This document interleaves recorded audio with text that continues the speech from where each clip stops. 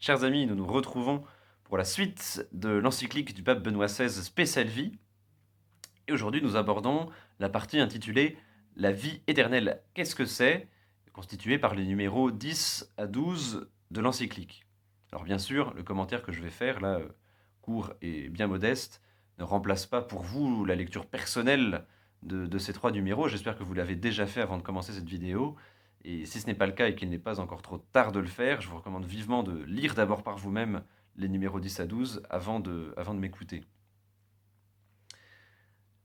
Je voudrais souligner quatre aspects soulevés par Benoît XVI dans ces trois numéros. Le première remarque que je veux faire, c'est quand dans le numéro 10, Benoît XVI utilise une source liturgique pour sa réflexion. Il commente le dialogue de la célébration du baptême. Le prêtre demande d'abord le prénom et ensuite pose deux autres questions. Que demandez-vous à l'Église? La foi. Qu'apporte la foi? La vie éternelle. Là, je voudrais commenter non pas le fond du commentaire que fait Benoît XVI, mais plutôt la forme. Benoît XVI utilise vraiment la liturgie comme source de sa réflexion. On dit en effet que la liturgie est un des lieux théologiques. Un lieu théologique, qu'est-ce que c'est? Un lieu théologique, c'est par exemple l'Écriture sainte. L'Écriture sainte est un lieu théologique. On peut faire de la théologie à partir de l'Écriture sainte, en commentant l'Écriture sainte, en essayant de la mieux comprendre, ça c'est bien évident. On peut faire de la théologie à partir de la tradition de l'Église, par exemple, à partir de tout ce qui s'est développé dans l'Église, de l'interprétation faite par l'Église de tel ou tel texte, des pères de l'Église par exemple. Et puis on peut aussi faire de la théologie à partir de tel ou tel lieu, et en particulier ici la liturgie. La liturgie est aussi un lieu théologique. Et Benoît XVI aime, dans son enseignement, dans son magistère, vraiment utiliser la liturgie comme lieu théologique, et c'est ce qu'il fait ici dans Spéciale Vie. Ça, c'est vraiment important. Il est vraiment possible, quand on est chrétien, et surtout quand on est catholique, de réfléchir aux choses de Dieu, de mieux connaître Dieu, pas seulement à partir de l'Écriture, mais aussi à partir d'autres choses que nous donne l'Église, et en particulier la liturgie. Certaines formules liturgiques, euh, certaines d'entre elles viennent directement de l'Écriture. Dans la messe, par exemple, pensez à toutes ces citations de l'Évangile réparties dans la liturgie de la messe. Il y a certaines donc formules qui viennent directement de l'Écriture. Il y en a aussi d'autres qui viennent indirectement de l'Écriture, ou qui sont inspirées de l'Écriture. Puis de toute manière, l'ordonnancement de ces formules est le fruit d'une œuvre humaine. Ce sont des rédacteurs humains, alors anonymes hein, pour la quasi-totalité, mais qui ont ordonnancé les éléments de la liturgie. Et tout cela nous permet de mieux connaître Dieu. Et en particulier ici, par rapport à la vie éternelle, euh, on voit bien qu'il y a, il y a comme pas un raccourci, mais une formule assez saisissante. On voit que l'agrégation à l'Église oriente vers la vie éternelle. On pourrait se dire que appartenir à l'Église, être intégré à l'Église par le baptême, c'est un but en soi, c'est-à-dire c'est faire partie d'une communauté dont on voit surtout l'aspect humain. Bon. En réalité, être intégré à l'Église par le baptême, c'est en vue de la vie éternelle. C'est un moyen pour atteindre la vie éternelle. Deuxième remarque que je voulais faire, toujours dans le numéro 10, Benoît XVI se pose la question, la vie éternelle est-elle désirable? Il remarque que beaucoup objectent que une vie qui serait sans fin risquerait d'être ennuyeuse. Comment pourrait-on désirer une vie interminable, avec toute la connotation négative, bien sûr, de ce mot?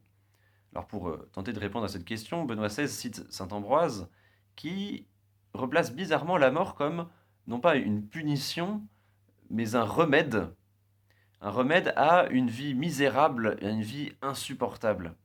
La mort est justement ce qui permet euh, que cesse cette dimension misérable et insupportable de la vie et qui nous permet vraiment d'entrer dans une vie éternelle qui ne soit pas désagréable.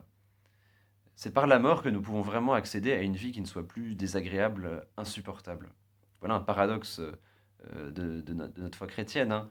La mort avec l'angoisse qu'elle suscite est vraiment ce qui nous libère de l'aspect désagréable de la vie. Troisième point que je voulais soulever, dans le numéro 11, cette fois-ci, qui est la prolongation de ce qui vient d'être dit, Benoît XVI pointe une contradiction. Je le cite.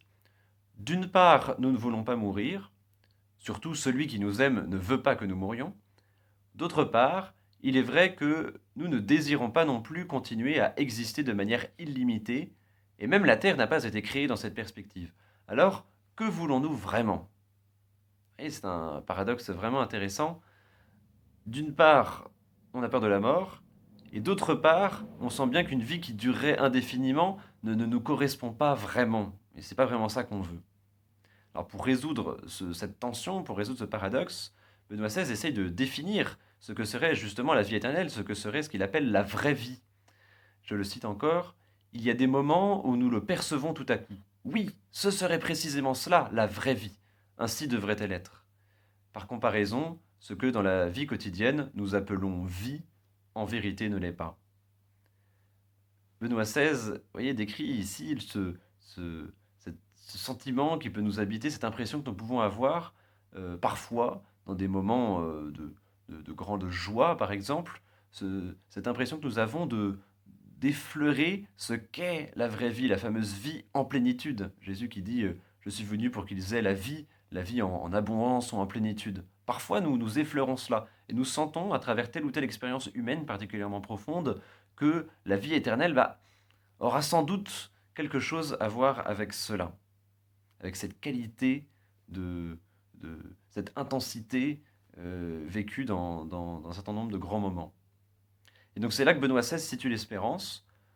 Nous ne connaissons pas vraiment la vie éternelle, nous ne faisons pas l'expérience déjà, ici sur Terre, de la vie éternelle, au contraire, nous faisons l'expérience sans arrêt de la vie finie, et pourtant, nous désirons la vie éternelle.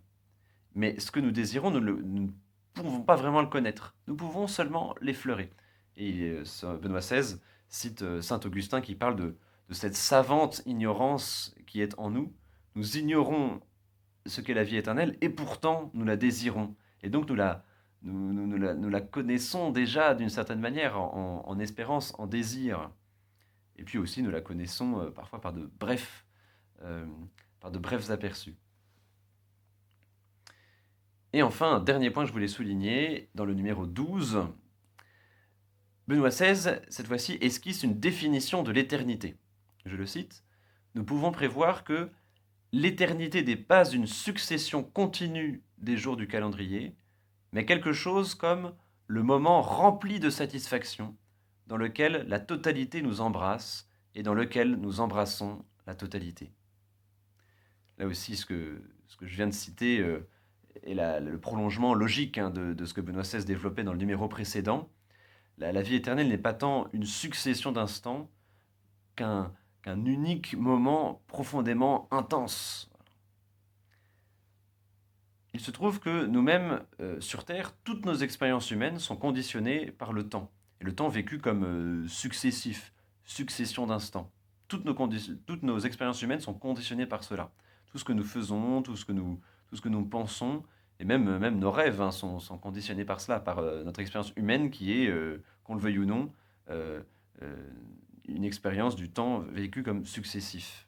Or, l'éternité ne sera pas cela. Il n'y aura plus de succession avec ce risque de la succession qui apparaît répétitif et puis finalement insupportable. La vie éternelle sera bien plutôt comme un unique instant d'une extraordinaire intensité. Pensons à tous les moments les plus joyeux de notre vie, les moments les plus intenses. Eh bien, l'éternité sera sans doute cela, mais à l'infini, encore plus déployé. Les moments les plus joyeux que nous vivons sur Terre peuvent durer quelques secondes, quelques minutes, parfois, dans le meilleur des cas, plusieurs heures, voire plusieurs jours. Mais un jour, la joie s'arrête, même la plus profonde. Or, au ciel, cela ne finira pas. Alors, à partir de ces 4 petites remarques, je voudrais vous formuler 3 questions pour stimuler votre réflexion.